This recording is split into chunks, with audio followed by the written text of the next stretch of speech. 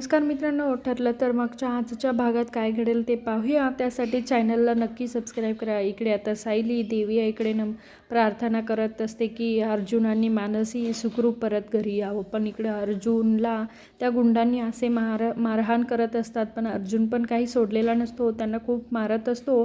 पण तितक्यातच पाठीमागून हा टोनी येऊन अर्जुनला डोक्यात मार देतो. त्यामुळे अर्जुनला पुढचं काही दिसेनासं झालेलं असतं, अंधार अंधार वाटत असतं. मग त्यामुळे अर्जुन जरा खाली पडतो, पण अर्जुन हार मानत नाही. परत उठून तो मारायला लागतो की ह्यांना आता मला कसं तरी करून मानसीला इथनं सोडून जायचं आहे आणि सायलीला निर्दोष सिद्ध करायचं आहे, हे अर्जुनच्या डोक्यात असतं. पण अर्जुन परत त्यांना मारायला घेतो. तितक्यातच इकडे आणि मानसी त्या बाईच्या तावडीतून सुटण्याचा प्रयत्न करत असते. ती बाई काही तिचा हात सोडत नसते मानसीचं.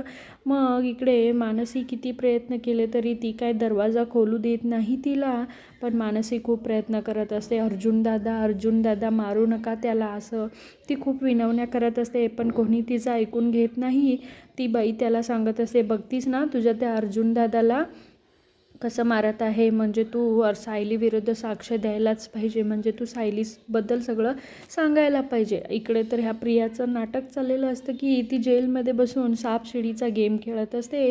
एकात अर्जुन आणि एकात ती असं खेळत असते. एकदम 4 नंबर पडल्यावरती अर्जुनला म्हणते, हा इतका कसं काय वर गेला, ह्याच्यात एवढी मानसी सापडली तर काय आपण मेलो आता, असं ती विचार करत असते. पण नाही, परत ती काय म्हणते, असं होऊ देणार नाही आहे मी, त्या अर्जुनला सीधा मी डायरेक्ट वरच पाठवणार आहे, असं ती गेम खेळत असते. इकडं मानसी आता कशीबशी बाहेर येण्याचा प्रयत्न करते. अर्जुन सगळं सोडून ते दरवाजा असा ढकलतो. तितक्यात मानसी बाहेर येते. पण इकडे प्रियाला टेन्शन आलेलं असतं की अर्जुनचा हा सापशिडीमध्ये अर्जुनचा नंबर वर गेलेला असतो. त्यामुळे प्रिया टेन्शनमध्ये आलेली असते. ती म्हणत असते की आता अर्जुनला आपण सापडतो की काय.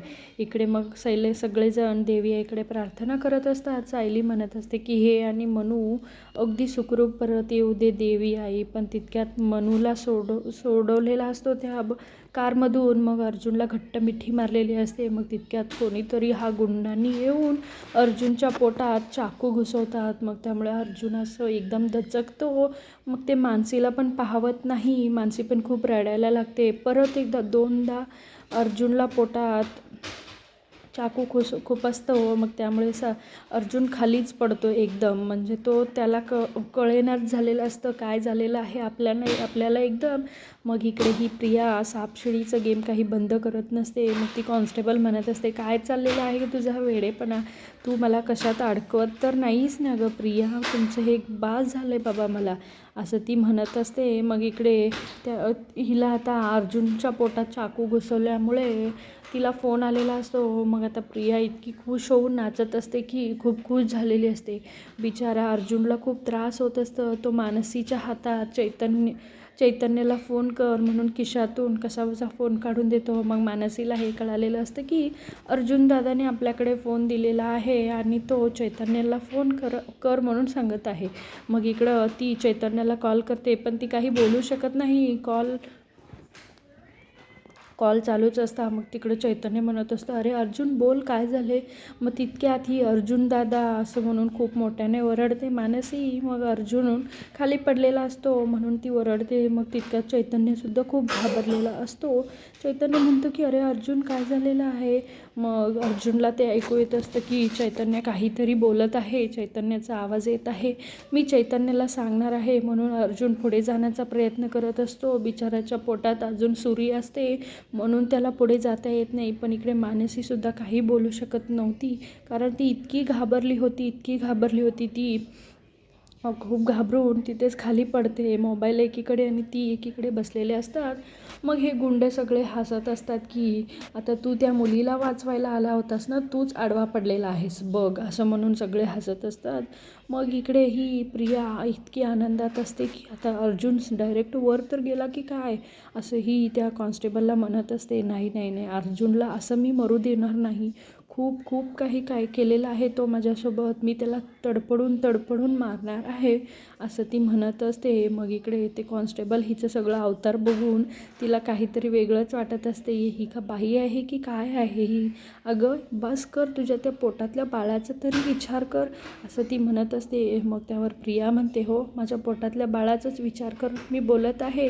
म्हणजे हा पुढे अर्जुन नसला ना माझं बाळ सुखरूप असेल, म्हणजे माझा मुलगा वारसदार असेल सुभेदार घरांचा असं ती म्हणत असते. तू गप्प बस हा, म्हणून तिचा गळा आवडते, काही जास्त शहाणपण करायचं नाही, ही प्रिया काय बोलते तेच होणार आहे. मग त्यामुळे ती कॉन्स्टेबल घाबरलेली असते आणि तिथून निघून जाते. काय तर कर बाई तुझं तू असं म्हणून ती निघून जाते. इकडे प्रिया तिला धमकावून पाठवलेली असते आणि इकडे अर्जुनच्या विचाराने सायली खूप अस्वस्थ झालेली असते. ती देवी इकडे प्रार्थना करत असताना तिच्या हातातून कुंकू सांडतो. मग सगळेच खूप घाबरलेले असतात, पण सायलीला काहीतरी वाटू नये म्हणून कोणीच काही बोलत नाही. मग त्यावरती श्वेता म्हणते, असं कुंकू सांडणं म्हणजे अपशकुन ना गं ताई?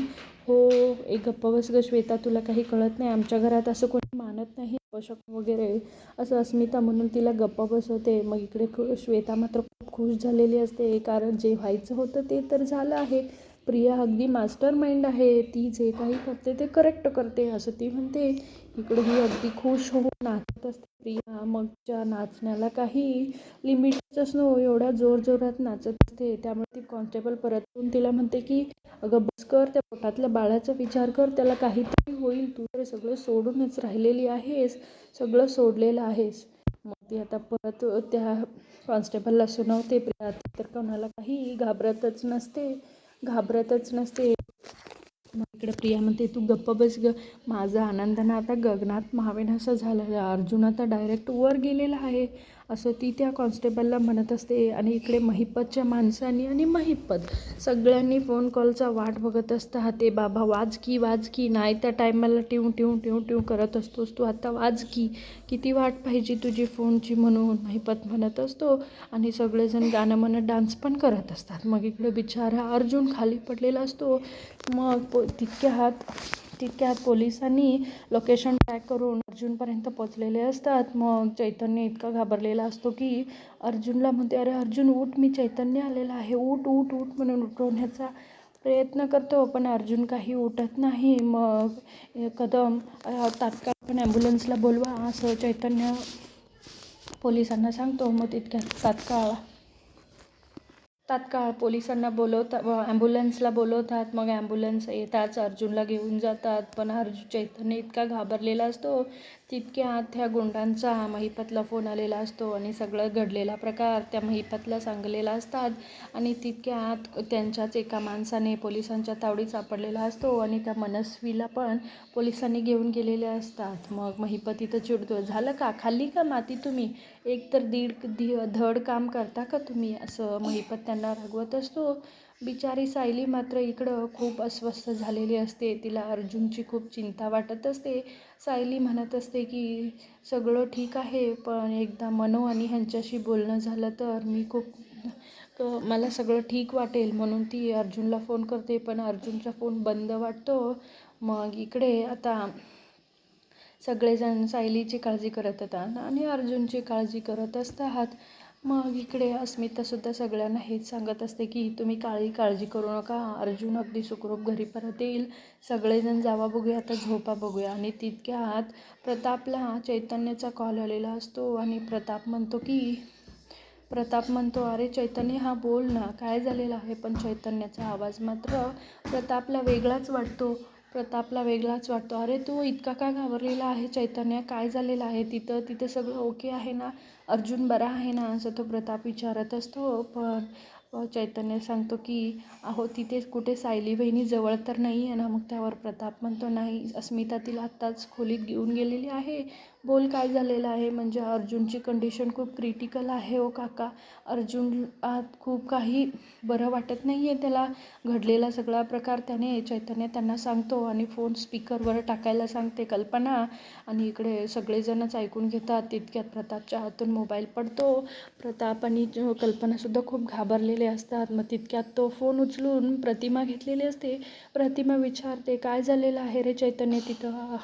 अगं आत्या, अर्जुन ना खूप सिरियस कंडिशनमध्ये आहे आणि घडलेला सगळा प्रकार तो सांगतो. मग तितक्यात कल्पना तर खूप रडायला लागते.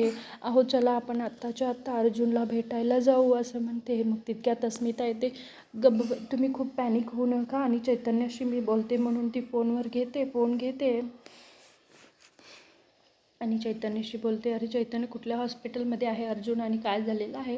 चैतन्य तिलासुद्धा घडलेला प्रकार सांगतो. इकडे श्वेता मात्र खूप खुश झालेली असते.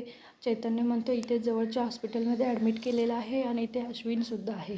मग ही तर आता प्रियाला शाबासकी देत असते. वा रे वा प्रिया, तू जे काही बोललेस ते करूनच दाखवले आहेस. म्हणजे अगदी जेलमध्ये असूनसुद्धा तू सगळं काही हँडल करत आहेस ना. ग्रेट आहेस तू, ग्रेट असं ती त्या प्रियाला म्हणत असते. बिचारी इकडे सायली मात्र खूप अस्वस्थ असते. तिला खूप वाईट वाटत असतं. मी एक का फोन बंद आहे ह्यांचा, बरं ठीक आहे म्हणून ती आता असू दे म्हणून स्वतःला सावरते. अर्जुनच्या फोटोकडे बघून तिला कसं तरी वाटत असतं. कधी एकदा अर्जुनला भेटू आणि कधी एकदा अर्जुनशी बोलू असं तिला वाटत असते. पण अर्जुनची कंडिशन मात्र खूप बिकट असते. इथे त्याला खूप काही इंजुरी झालेली असते. इकडं जेलमध्ये प्रिया मात्र आता सगळे सापडलेत म्हणल्यावर त्या राकेशला गळा चावलेली असते. अरे ती मनस्वी सांगितली नाही तर ती सायली कशी जेलमध्ये सडणार? मला तिला आयुष्यभर जेलमध्ये सडलेलं पाहायचं आहे म्हणून ती राकेशचं गळा आवळलेली असते. सायली मात्र खूप टेन्शनमध्ये असते. मित्रांनो, बघूया येणाऱ्या भागात काय घडेल. असेच मालिकेचे अपडेट्स पाहण्यासाठी चॅनलला नक्की सबस्क्राईब करा. आता येणाऱ्या पुढील भागात अश्विनने अस्मिताला फोन केलेला असतो, पण तो फोन सायली उचलते आणि अश्विन म्हणतो की दादाचा जीव धोक्यात आहे. एवढंच सायली ऐकते आणि खूप घाबरलेली असते. बघूया येणाऱ्या भागात सायलीसाठी हे कसं असेल, काय दाखवेल. त्यासाठी चॅनलला नक्की सबस्क्राईब करा. असेच नवीन व्हिडिओ तुमच्यासाठी येत राहतील. व्हिडिओ बघितल्याबद्दल खूप मनापासून धन्यवाद.